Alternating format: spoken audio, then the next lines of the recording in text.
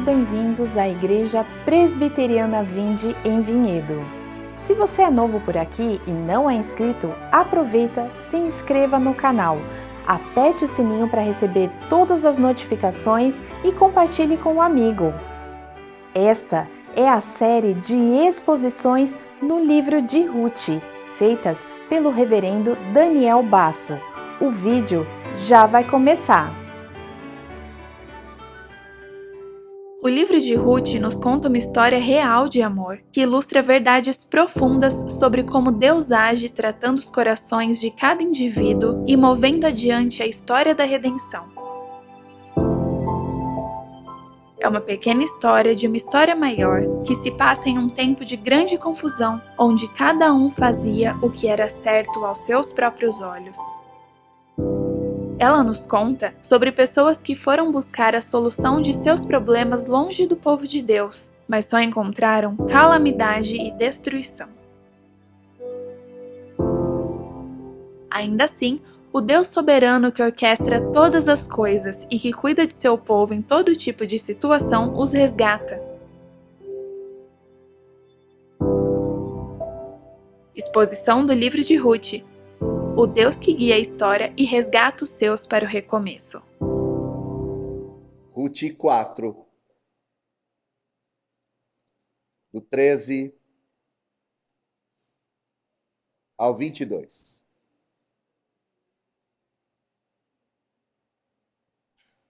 Acharam? Ok?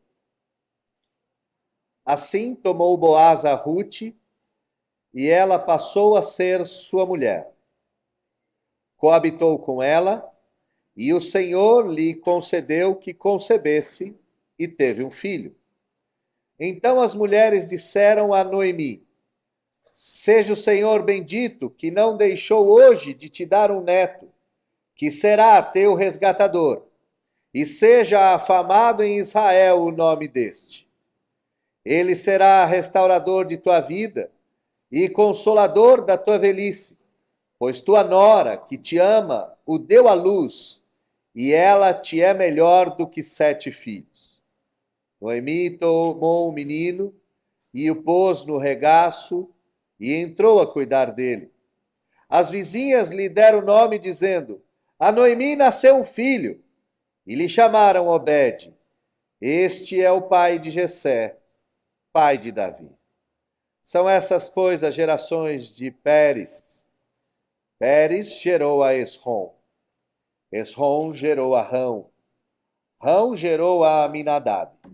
Aminadab gerou a Naasson. Naasson gerou a Salmão. Salmão gerou a Boaz.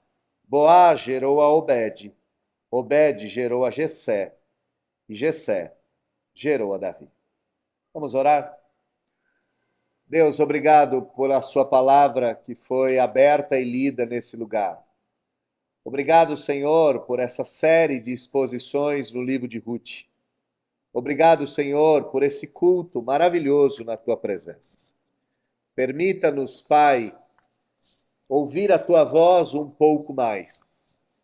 E para isto, não permita que eu venha atrapalhar a tua ação e o teu espírito. Pelo contrário, que eu seja instrumento do teu amor, da tua paz, de transmissão da tua palavra nesta manhã, neste dia do Senhor.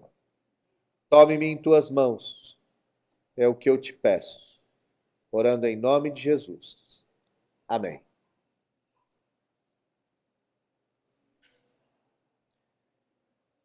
Nossa primeira exposição no livro de Ruth, há 14 sermões atrás, foi exatamente sobre o caminho que levou a lugar algum. Nossa meditação naquele dia foi pautada na ida de Noemi e Elimeleque para Moabe, buscando fora de Israel a solução para os problemas. Nós não poderíamos terminar esse livro senão voltando para o caminho certo. Se o primeiro texto, se o primeiro sermão foi o caminho para lugar algum, o último sermão tem por tema o caminho para o reino. E para nós enxergarmos o caminho para o reino, é necessário que eu e você pensemos numa doutrina central no livro de Ruth, que é a doutrina da providência de Deus. E para que nós pensemos nessa doutrina, eu trago aos irmãos nessa manhã duas partes, pequenas partes, de dois documentos históricos da Igreja Reformada. Um é a pergunta 27 do Catecismo de Heidelberg, escrito em 1563, por Zacarias Ursino e Gaspar Oleviano. E na pergunta 27 do Catecismo de Heidelberg, a pergunta é exatamente esta: o que é a providência de Deus? E a resposta do Catecismo é: a providência de Deus é a força toda poderosa e presente com que Deus, pela sua mão, sustenta e governa o céu, a terra e todas as suas criaturas. Assim, por esta força, Deus governa ervas e plantas, chuva e seca, anos frutíferos e infrutíferos, comida e bebida, saúde e doença, riqueza e pobreza, e todas as coisas não nos sobrevêm por acaso, mas de sua mão paternal. O que é a providência de Deus, então, para os autores do Catecismo de Heidelberg? É a força presente de Deus que sustenta e governa todas as coisas, não por acaso, mas por vontade própria. A outra pergunta que nos elucida um pouco essa doutrina da providência de Deus foi escrita no breve catecismo de Westminster, lá em 1647, pergunta 18, musicada pelos nossos irmãos, inclusive. Quais são as obras da providência de Deus? As obras da providência de Deus, a resposta são a muito santa, sábia e poderosa maneira de Deus preservar e governar todas as suas criaturas e todas as suas ações para a sua própria glória. O que é a providência de Deus? É essa mão poderosa que de forma sábia, santa, preserva e governa todas as criaturas, fazendo com que todos os acontecimentos levem para a glória de Deus. Um autor moderno tentou expressar isso dizendo que não havia 1 milímetro quadrado sequer de todo o universo aos quais Deus não tenha dito é meu, ou aos quais Deus não tenha dito eu governo. Um outro autor disse no passado que cada poeira que dança no raio do sol, ou cada átomo espalhado nesse universo, cada partícula de água que bate no vapor, que cada raio de sol, que cada palha que escapa da moenda, ou cada estrela que anda no seu curso, seja um pulgão no botão de rosa, ou seja a peste que toma todos os lugares, a queda de uma folha seca, ou a queda de uma avalanche, todas essas coisas estão debaixo da providência de Deus. Este é um livro que fala da providência de Deus. Nós vimos como Deus trabalhou providencialmente na vida desta família, em específico na vida das duas viúvas, Ruth e Noemi. Nós vimos nas cenas anteriores como essa história terminou, no versículo de número 9 até o versículo de número 10.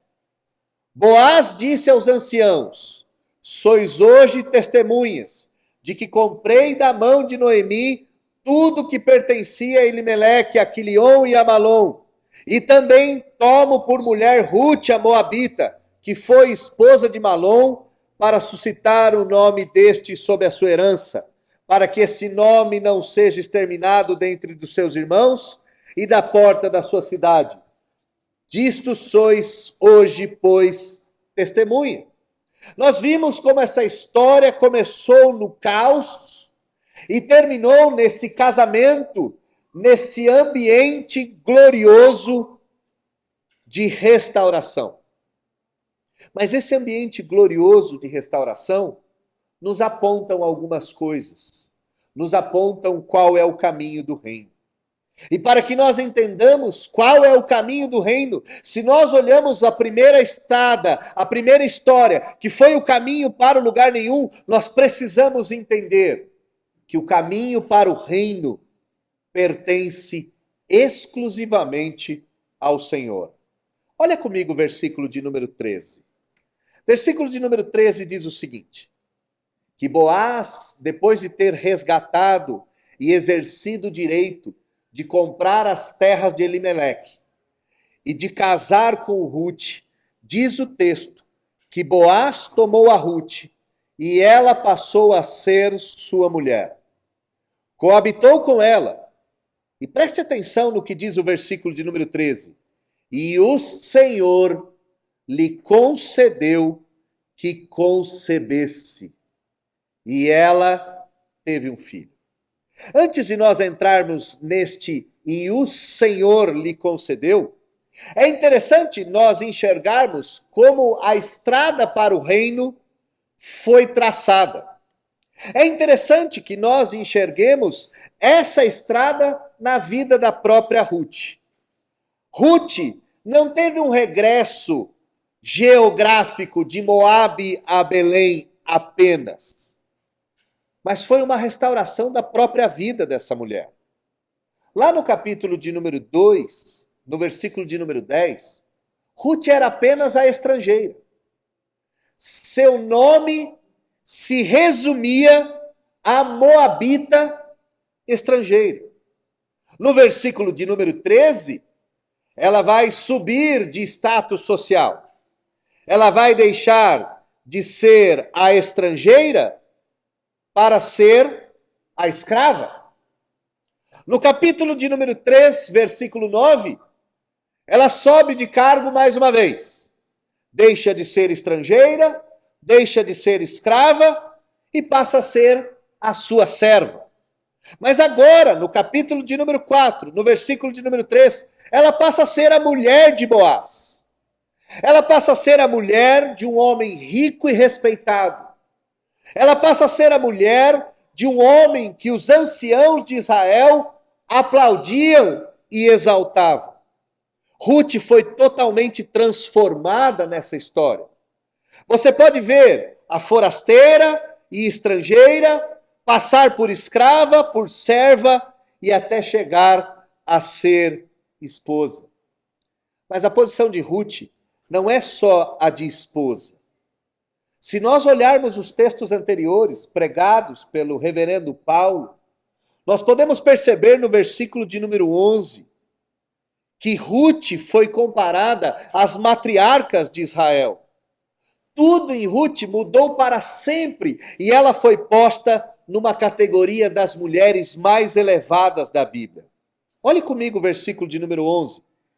Todo o povo que estava na porta e os anciãos disseram: somos testemunhas de você, Boaz, e que o Senhor faça a esta mulher, Ruth, que entra na tua casa, como a Raquel e como a Lia, que ambas edificaram a casa de Israel.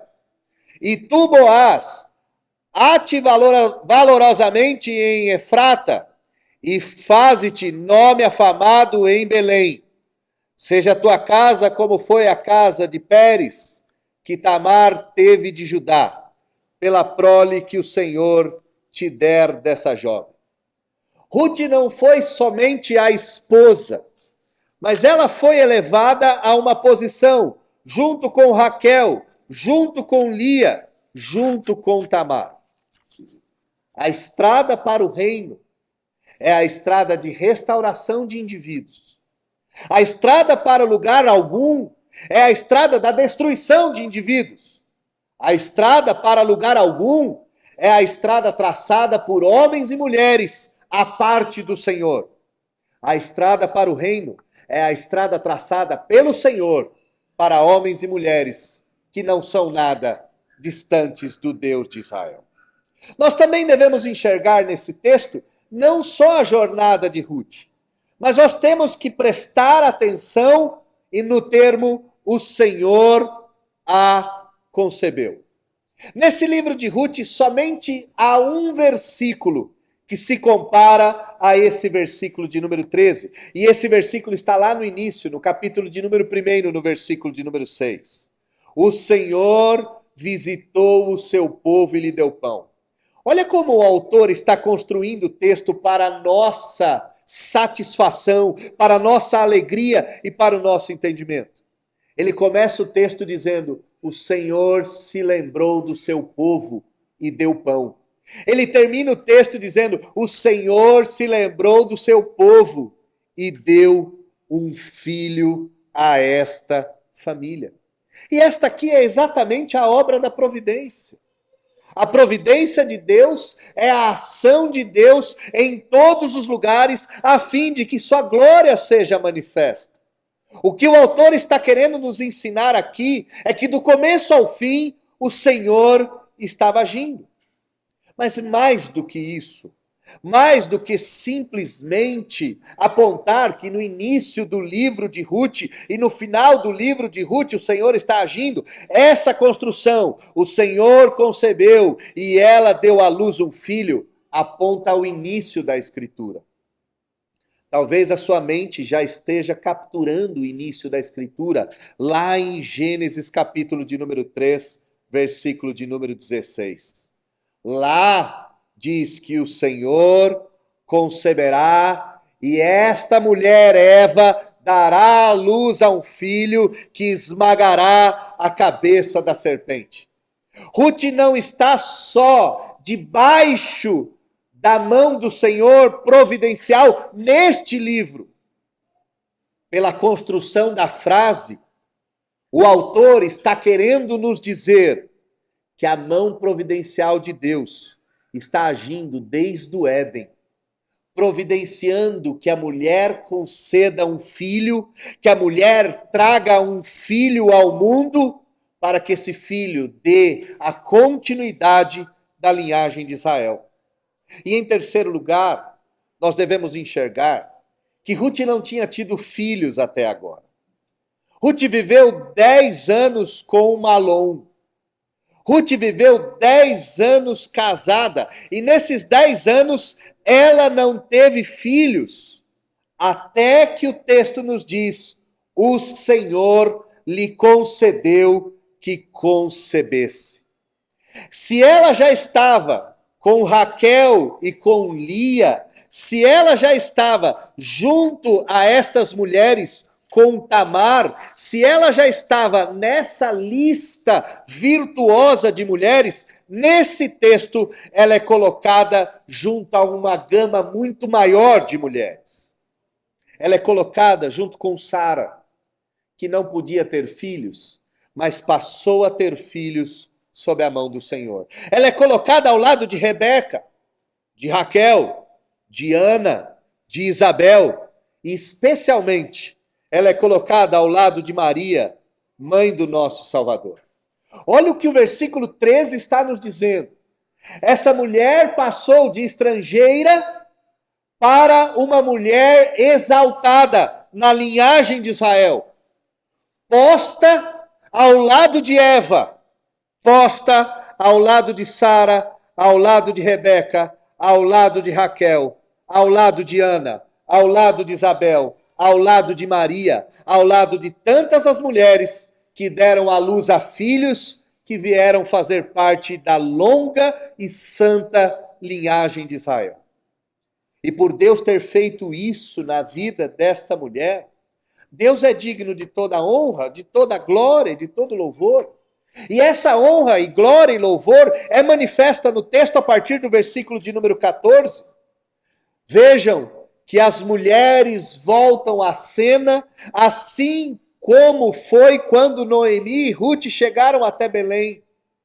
Lá naquela cena, As mulheres disseram: não é Noemi que voltou até nós? E Noemi disse: não me chame Noemi, me chame de Mara, me chame de amarga, pois Deus tem pesado a mão sobre mim. Mas aqui no versículo 14, depois de ter enxergado toda a história, depois de ter visto a mão providencial do Senhor, as mulheres mais uma vez falam a Noemi. E a fala com Noemi é uma só: seja bendito o Senhor. Irmãos, eu e você devemos entender que o grande projeto de Deus para as nossas vidas não é a nossa destruição, porque se assim o fosse, ele já teria feito. É bem verdade que eu e você podemos ter entrado em estradas que nos levaram a lugar algum, mas também é verdade que a mão providente do Senhor esteve nos acompanhando em todos os lugares, que a mão providente do Senhor foi restaurando a nossa sorte, e de estrangeiro e peregrino em terra estranha, fomos chamados de servos, fomos chamados de amigos, e agora sou chamado de co-herdeiro de Deus. Retornando ao caminho do louvor, as coisas começam a entrar nos eixos. Retornando ao caminho da adoração, as coisas voltam a caminhar nos trilhos. E quando as coisas voltam a caminhar nos trilhos, deixamos de ser os amargos de outrora, deixamos de ser os angustiados de outrora e passamos a ser os benditos do Senhor. E passamos a ser os verdadeiros adoradores. E essa é a história do caminho do reino. As mulheres olham para Noemi e veem a restauração de Noemi e de Ruth e dizem: seja bendito o Senhor Deus de Israel. E por que o Senhor Deus está sendo adorado aqui? Porque ele não deixou de cumprir a sua promessa em momento algum. Ele, o Senhor, não deixou de cumprir as suas promessas, e as promessas de Deus, meus irmãos, elas são vistas sempre na ordinariedade da vida. E aqui eu gostaria de me atentar e parar um pouco para tentar mostrar a você que as promessas de Deus não se realizam em coisas espetaculares, em coisas espiritualíssimas, em coisas estupefatas ou maravilhosas. Seja o Senhor bendito, disseram as mulheres, porque não deixou hoje de te dar um neto. A mão providente do Senhor, irmãos queridos, ela não age em coisas mágicas, em coisas místicas. Talvez esteja aqui o nosso ponto mais nervoso, porque a gente espera que Deus venha fazer coisas na nossa vida maravilhosas, mágicas, milagrosas, extraordinárias. E a gente se esquece que a mão providente do Senhor aqui está agindo na ordinariedade da vida. A mão providente do Senhor estava agindo na vida dessa família quando Elimeleque, Quilion e Malom morreram. E a mão providente do Senhor está se manifestando na vida dessas pessoas por meio de um neto. O Senhor Deus é digno de honra, porque Ele não deixa de cumprir a sua promessa, e as promessas do Senhor se manifestam na nossa vida ordinária. E eu gostaria de trazer à memória coisas que podem te dar esperança. Se você comparar a sua vida de alguns meses para cá, se você comparar a sua história de algumas semanas para cá, você vai perceber que o Senhor Deus agiu na sua vida de maneiras casuais, de maneiras até estranhas, ocasionais, mas Ele agiu em coisas concretas e ordinárias para te trazer até aqui. Talvez não tenha sido um neto como nesse caso, talvez tenha sido numa igreja que você encontrou. Talvez não tenha sido num casamento como nesse caso, mas talvez tenha sido num amigo novo que você fez. Talvez não tenha sido na sorte grande que Ruth tirou ao casar com Boaz e ficar riquíssima, mas talvez seja numa nova porta de emprego que apareceu. Deus é louvado, pois sua mão providente nos guia para o reino.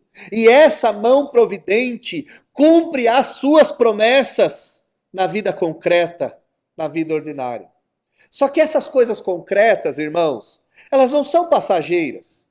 Olha o que diz o texto Seja o Senhor bendito, que não deixou hoje de te dar um neto, e que esse neto hoje será o teu resgatador. Olha que incrível isso. Como isso é maravilhoso. Coisas que Deus faz na nossa vida aqui e agora. Coisas às vezes tolas, efêmeras, supérfluas. São exatamente essas coisas que vão garantir o nosso destino eterno e toda a nossa história e toda a nossa jornada. Talvez uma mudança de cidade, talvez uma mudança de escola, talvez uma mudança de emprego, talvez uma mudança de igreja, talvez uma mudança pequena na vida signifique desdobramentos para o resto da história. Deus deve ser louvado na ordinariedade da vida, porque nenhum de nós sabe que o que Deus está fazendo hoje conosco não pode nos servir para nos livrar eternamente dos castigos e das punições vindouras. Pequenas coisas, pequenos começos, pequenas ações, grandes destinos, grandes realizações, grandes feitos, grande salvação. Talvez nem só para a nossa vida. Olha como o texto termina. Seja o Senhor bendito, que não deixou hoje de te dar um neto, que será o teu resgatador e que será afamado em todo Israel o nome desse menino. A gente olha para esse texto e quando a gente começa a jornada desse texto, a gente vê uma família sem marido, sem filho e sem futuro. Quando a gente volta para o final desse texto, a gente vê uma nova família sendo recriada. A gente vê um filho sendo dado. E a gente vê uma história sendo construída em todo Israel. Irmãos, muitas coisas que nós passamos, muitos acontecimentos ordinários que nós enfrentamos, servirão para nós, para os nossos filhos, para os filhos dos nossos filhos, até que Deus cumpra todos os seus propósitos. Não negligencie o que Deus está fazendo na sua vida hoje. Não olhe para essas coisas como se elas fossem tolas. Não olhe para essas coisas como se elas não importassem. Pois Deus nos abençoa com coisas concretas, que servem para nós no presente e no futuro, mas servem para todos aqueles que estão ao nosso lugar. Então, o que nós temos aqui até agora? Nós temos até aqui o Senhor conduzindo o povo para o reino. Nós temos aqui um Deus agindo em favor do seu povo com sua mão providente. Nós temos aqui um Deus cumprindo as suas promessas. E qual é a ação do povo de Deus quando Deus cumpre as suas promessas? A ação do povo de Deus é de demonstrar todo o seu amor ao Senhor, todo o seu amor por aqueles que estão ao nosso redor, todo o seu amor por aquilo que Deus tem posto na sua mão. Olha o versículo de número 5 que nos diz, versículo de número 15, perdão. Ele, a criança, o menino, será restaurador da tua vida e consolador da tua velhice, pois tua nora que te ama o deu à luz e ela te é melhor do que 7 filhos. Essa estrutura só existe nesse texto em toda a Bíblia. Nenhuma mulher na Escritura foi chamada de melhor do que 7 filhos. Aliás, irmãos, nenhuma mulher da Escritura foi chamada de melhor do que um filho sequer. Aqui, Ruth é a expressão mais magnífica do amor de Deus pela vida de Noemi. É a expressão mais exemplar. Não é a criança Obed que é a expressão do amor de Deus, mas é o amor da nora pela sua sogra. E, consequentemente, o amor da sogra pela sua nora. A história do caminho que leva até a salvação é a história da mão providente de Deus.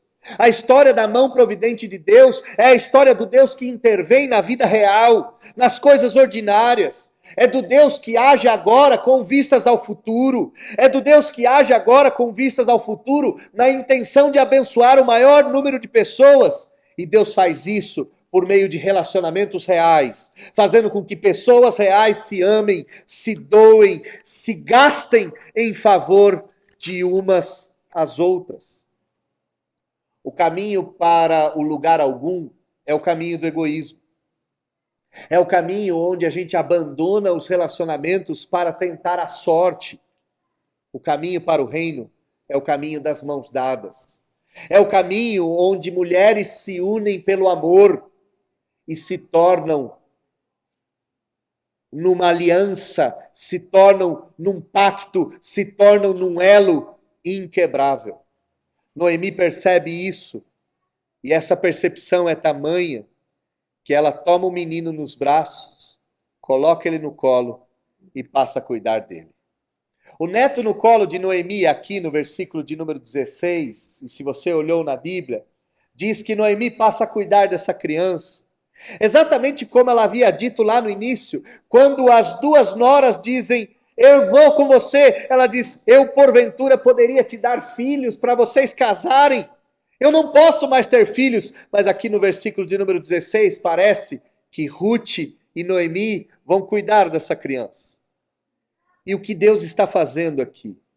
Quando Deus coloca o neto no colo de Noemi, Ele está deixando claro que o vazio que ela sentia acabou. É verdade, sim, que ela perdeu Elimeleque. É verdade que ela perdeu Quilion e Malom. Ela não podia trazer mais de volta o seu marido e os seus filhos. Contudo, ela tinha recebido uma filha que era melhor do que 7 filhos. E além de receber uma filha que era melhor do que 7 filhos, ela recebe um neto que daria continuidade para a sua vida. Noemi toma o menino nos braços. Noemi toma o menino no ventre. Noemi toma o menino na alma e no coração, como a concretude da bênção de Deus, como a concretude da promessa de Deus, como a concretude da bondade de Deus. E para a gente caminhar para o final, o presente de Deus na vida dessas mulheres, a mão providente do Senhor, levando elas para o reino, realizando feitos extraordinários na vida ordinária, fazendo com que amores se consolidem, dando amor de sobra na vida de 2 mulheres outrora abandonadas. A forma como Deus concretiza a sua obra não poderia ser outra, a não ser por meio do seu servo. Versículo de número 17, as vizinhas falam de novo. As vizinhas olhando Noemi com o menino no braço, Noemi com o menino no colo, olham para Noemi e dizem, a Noemi nasceu um filho, e deram o nome deste filho de Obed. Embora Ruth tenha recebido a bênção, foi Ruth que recebeu a bênção, foi ela que engravidou, foi ela que pariu. Quem é agraciada de maneira muito maior é a avó. A avó recebe a criança e recebe o nomear da criança. Eu não sei se você percebeu, aqui ocorre uma construção estranha. O filho recebe o nome somente quando vai na casa da avó. Quem dá o nome à criança é a população, são as vizinhas, são as mulheres. Não foi Ruth, nem Boaz que deram o nome do menino de Obed. Não foi Noemi que deu o nome do menino de Obed. Foi o povo que olhou para o menino e chamou o menino de Obed. E por que o povo chamou o menino de Obed? Porque Obed significa servo. A palavra Obed significa aquele que serve. Junta a história. Você consegue já juntar a história toda. Nós estamos sendo ensinados aqui que Deus agiu com sua mão providente para libertar o seu povo. E Deus agiu para libertar o seu povo com coisas ordinárias, agindo na vida real. Às vezes trazendo a tristeza, sim. Às vezes trazendo alegria, é verdade. às vezes na fartura, às vezes na ausência, mas Deus não deixou de cumprir o seu propósito. E do mesmo jeito que havia uma promessa para Eva, também havia uma promessa aqui para Ruth. E Ruth recebe um filho cujo nome era servo. Se nós olhamos para o texto até agora e vimos Boaz como uma figura de Cristo, como o esposo que se casa com a noiva e dá felicidade para a noiva, é muito mais claro a partir de agora que Obed era o servo que haveria de vir para restaurar a vida, não só de Ruth e Noemi, mas a vida de todo Israel. A escolha aqui não é de um marido e de um filho. Essa não é a única questão da cena. O que o narrador quer nos ensinar, o que o narrador quer que a gente grave, é que Deus está providenciando solução para o seu povo. Deus está agindo no processo. Deus está pavimentando o caminho para nos levar até o reino e o caminho para nos trazer o seu rei. Essa não é uma história de fidelidade de Deus com Noemi e Ruth. Não é uma história da fidelidade de Deus com Israel. É uma história da fidelidade de Deus para conosco. É uma história que nos mostra que Deus está preparando de antemão o caminho que a gente deve seguir. E que Deus está nos conduzindo para o seu reino, nos trazendo o seu servo sofredor para o nosso lugar. Quem poderia imaginar que a história, quando começou, que a história de falecimento, de luto, de sofrimento, de fome, poderia terminar desta forma? Quem poderia imaginar que a história terminaria com Deus trazendo Obed, o servo, para fazer parte da linhagem de Davi, da linhagem de Jesus? Para a gente terminar, eu gostaria que você olhasse comigo a partir do versículo de número 17. A Noemi nasceu um filho, e lhe chamaram Obed. Este é o pai de Jessé, pai de Davi. São essas, pois, as gerações de Pérez. Pérez gerou a Esrom. Esrom gerou a Rão. Rão gerou a Aminadab. Aminadab gerou a Nasson. Nasson gerou a Salmão. Salmão gerou a Boaz. Boaz gerou Obed. Obed gerou a Jessé. Jessé gerou a Davi. E Davi gerou a Jesus. Ao fim do livro, a gente escreve que Deus não estava preocupado com um casamento apenas. Deus não estava preocupado em fazer Ruth casar com Boaz. Não é simplesmente uma história de amor aqui. Sim, tem uma história de amor. É verdade, tem uma grande história de amor. Mas não é simplesmente a história de amor e de um casal. A história começa no dia em que julgavam os juízes. E a história termina com o grande rei de Israel. A história começa num tempo em que cada homem fazia o que bem queria. E a história termina com Deus suscitando um rei conforme o seu próprio coração.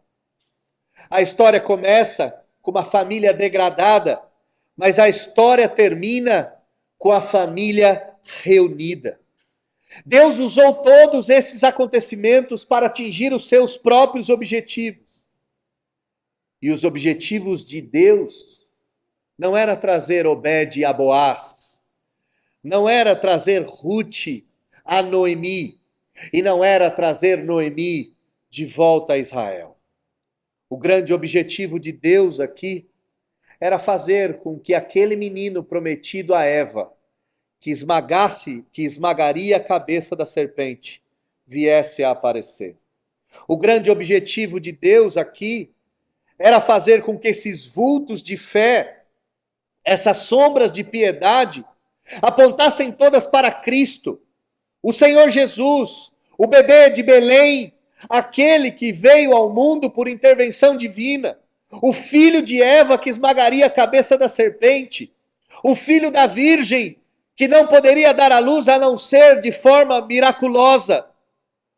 O que o autor queria que nós víssemos é que o servo que estava sendo colocado na vida dessas mulheres não era simplesmente Obed, mas era o servo sofredor de Isaías 53, que veio ao mundo, que colocou as minhas e as suas iniquidades sobre os próprios ombros, e que por suas pisaduras nós fomos sarados. É impossível olharmos para o livro de Rute e não enxergarmos Jesus de pé, reinando como o Rei dos Reis, como o Senhor dos Senhores.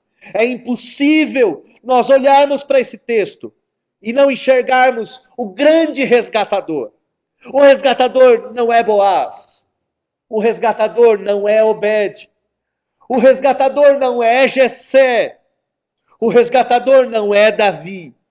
O resgatador do livro de Rute, o redentor por trás de toda a história da salvação, é o Senhor Jesus Cristo, aquele que veio ao mundo para nos livrar dos nossos próprios pecados e para nos dar a sua eterna salvação. Não é a história de Rute, irmãos. É a minha história. É a sua história. É a história de um Deus que veio ao mundo para resgatar pecadores, que nos tirou desse mundo e nesse exato momento, biblicamente falando, estamos assentados nas regiões celestiais com Ele. Estamos participando das glórias eternas. Recebemos nele todas as bênçãos e nele participamos da gloriosa genealogia. Não somos estrangeiros, não somos escravos, não somos servos, somos a esposa bendita do Cordeiro. Somos a noiva gloriosa do Rei dos Reis e do Senhor dos Senhores. E Ele fez isso por meio da sua mão providente, caminhando e dirigindo todas as coisas. Hoje é dia de eleição. Hoje é dia onde o futuro da nossa nação está sendo escrito. Mas eu gostaria de lembrá-los que o nosso futuro como cristãos já foi escrito há muitos anos atrás. O nosso resgatador já veio. O nosso reino já chegou. Nós não precisamos nos preocupar com os reinos desse mundo.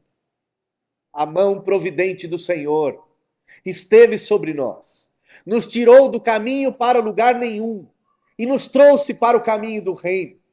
Fez isso de maneira ordinária, trazendo um menino ao mundo cujo nome era servo sofredor. E esse menino do mundo, esse menino que veio ao mundo, nos abriu o caminho para o reino. A minha última palavra em Rute, talvez seja a palavra mais importante que eu tenha dado nessa igreja até hoje. Não temais, pois sois filhos de Deus. O caminho do reino já foi aberto. E nenhum poder desse mundo, nem a espada, nem a fome, nem a angústia, nem a perseguição, nem os impérios das trevas, sejam esses espirituais ou humanos, nada, nem ninguém vos tirará das mãos do vosso Deus, que resgatou a sua vida, pagando um preço de sangue naquela cruz do Calvário. Não temais, pequeninos de Israel, pois o vosso Deus é o vosso resgatador, de hoje, amanhã e para todo sempre. Feche seus olhos, vamos orar.